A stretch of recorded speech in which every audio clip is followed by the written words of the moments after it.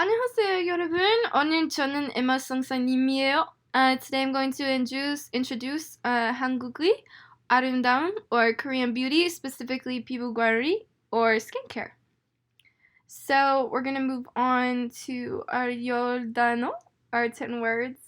The first word that I have is 아름다움, which is, or me, which is beauty. For my second word, I have 시대, which is an era or period.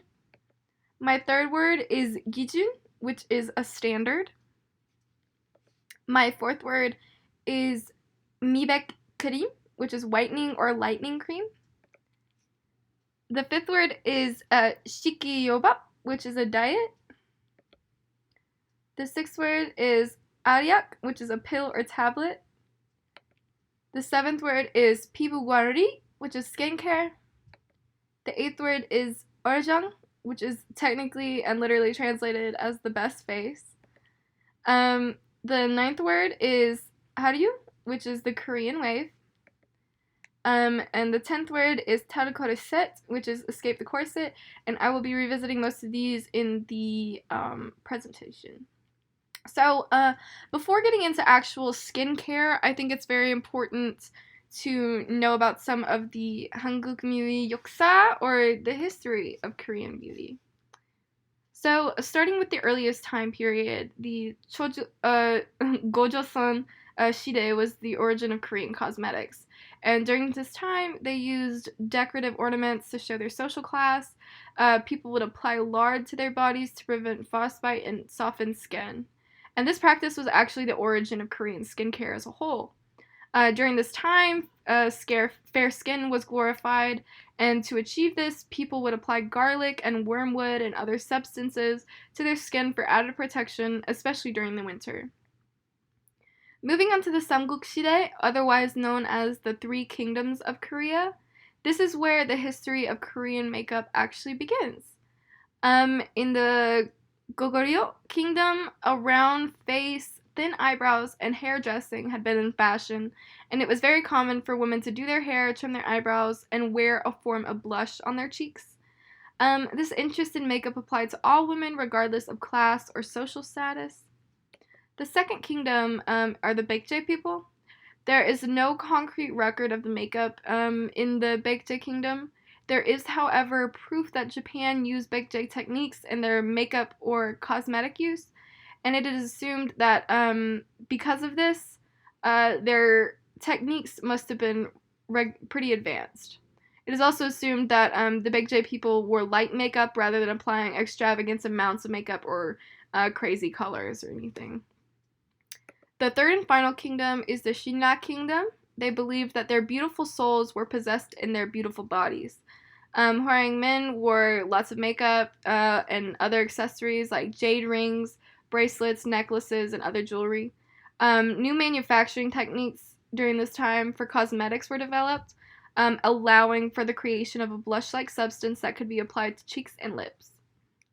Next we have the Goryoshide.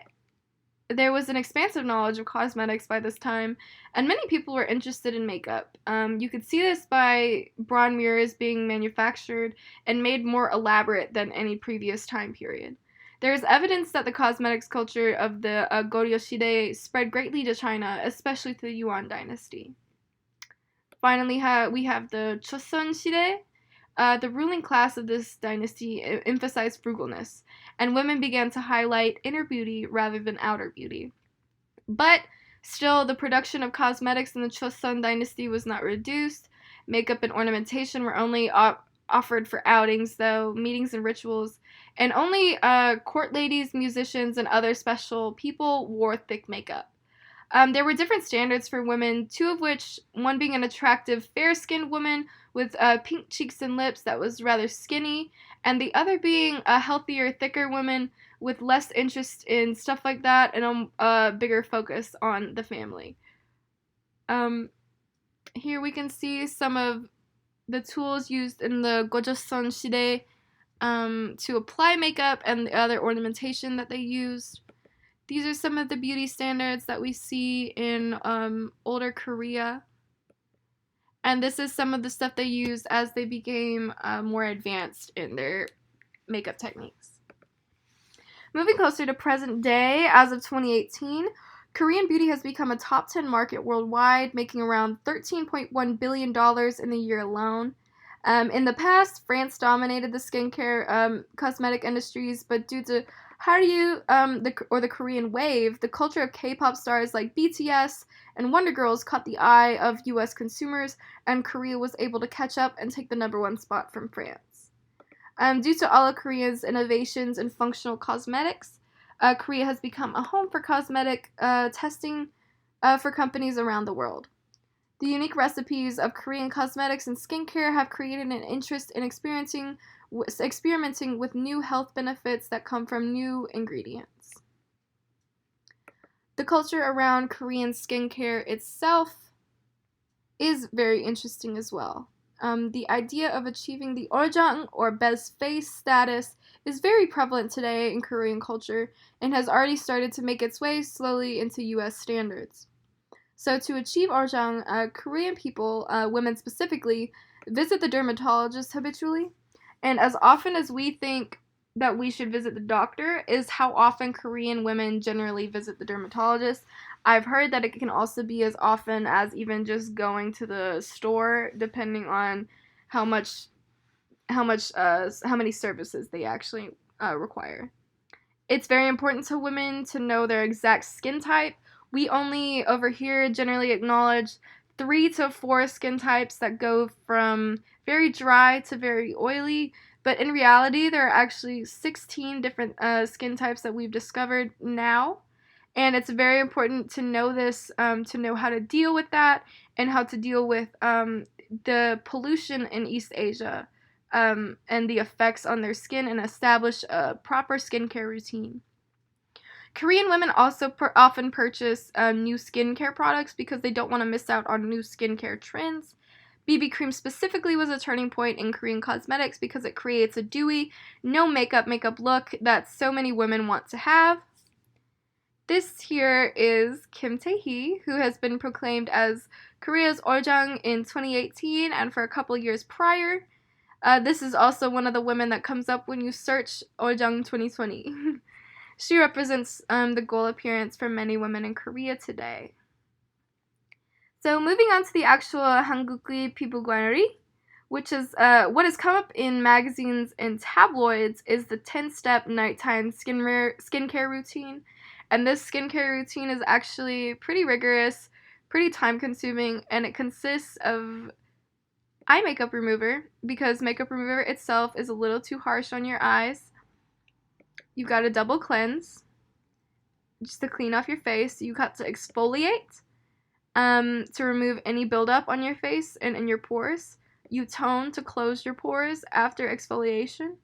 There is a treatment essence that you can use to prep your skin for the rest of the treatments.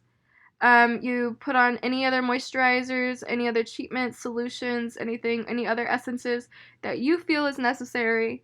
Then next comes the sheet mask, an eye cream, a sleep pack and moisturizer, and finally a moisturizer for the morning. This whole routine with the recommended products on the website I was on ELLE, cost 237 euros, which is about $258 in total. And as you can guess, this probably gets very tiring, very time consuming, and very just I feel as though it would wear you down fiscally. You'd have to worry about how much money you were putting into skincare. And so this leads us in, these like intense regimens and situations lead us into Hangukgi Mijeong Kijun, or Korean beauty standards. Western features are often desired. Fair and white skin being a desired trait leads women to use lightening or whitening cream and go to the dermatologist for professional lightening services. Double eyelid tape is used to create a double eyelid without having to get a double eyelid surgery. That can cost upwards of $3,000, and that is on the low end. That is the average. It can go up by thousands depending on where you get it done, who you get it done from, and any additional services you may require during the process. Um, Also, a high nose bridge is considered elegant, which leads women to use a nose shaping putty, a product called nose shaping putty, where you put it on your nose, it hardens, and it gives you a new nose bridge. Um, the standard of a V-line chin also has led women to using tape to shape their jaws, pull back their skin, shape their jaws, give them a tighter chin. And the S-line body standard brought around by Korean idol culture has led many women to use unhealthy diet pills and regimens to stay skinny. For example, the girl group Nine Muses revealed that their diet was filling 2/3 of a glass with rice and the other 1/3 of the glass with their other side dishes, leading and this type of behavior leads to spikes in suicide rates among Korean idols and eating disorders among Korean women. So here we can see the desired S-line body. This body is very hard to achieve naturally. Less than 1% of people tend to have this body naturally without trying or even with exercise. And this unnaturally skinny body can lead to, again, increased rates of eating disorders. This is the double eyelid tape. It turns a monolid into a double eyelid. I've heard that it's a lot of work to get right and to keep up with. Here we have the whitening cream that's very popular, I think, in the US and over in East Asia as well. And here is the nose shaping putty, and as you can see, she's pulling tape off of her chin. And just to show you a little bit of what women do regularly, actually. So this leads us into addressing the problem of the expectations put on women in Korea. A movement called Tar Korset, Escape the Corset, is a feminist movement in South Korea that arose in the environment of the Me Too movement. The movement focuses on giving women the right to choose whether or not they participate in the makeup regimens and skincare routines without backlash from the men around them, and being able to define femininity in their own way without having men to validate it. And so we've seen an actual, a pretty conservative, angry backlash from people in the Korean community because of the conformist environment over there. And women are shaving their heads in protest, they aren't wearing makeup, and it seems as though people are starting to adjust and become more comfortable with the idea of women not looking good all the time, not looking their 100% all the time. And I think this is a great liberating movement for women over there. So we have some hope for women to be able to be treated like, people rather than being treated like trophies or just a pretty face to look at. And so that concludes my presentation. Here is my bibliography with all of my sources. I hope you are safe and healthy and are treating yourself well. But yeah, thank you so much, 감사합니다, for watching. Yeah, 안녕히 계세요.